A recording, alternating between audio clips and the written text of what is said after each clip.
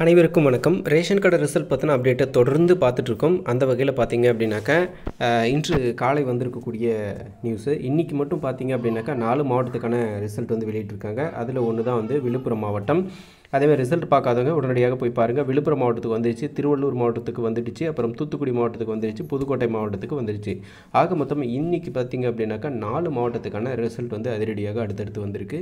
சரி, ஓகே. இப்போ விழுப்புரம் மாவட்டத்தை சேர்ந்த நபர்கள் மட்டும் பாருங்கள், பிடிஎஃப் ஓப்பன் பண்ணலாம். விழுப்புரத்தில் யாரெல்லாம் செலக்ட் ஆகிருக்காங்க அப்படின்னு சொல்லிட்டு விழுப்புரத்தில் சேல்ஸ்மேனுக்கான அந்த செலெக்ஷன் லிஸ்ட் வந்து விட்டுருக்காங்க. அதில் வந்து கேண்டிடேட்ஸோடைய name, register number, date of birth அப்படின்னு சொல்லி கொடுத்துருக்காங்க. 20 பேர் வந்து செலக்ட் ஆகிருக்காங்க. ஸோ அதே மாதிரி லிஸ்ட் இருக்கா? ஸோ அகைன் வந்து லிஸ்ட் வந்துட்டுருக்கு. ஸோ கிட்டத்தட்ட 77 நபர்கள் வந்து லிஸ்ட்டில் இருக்காங்க.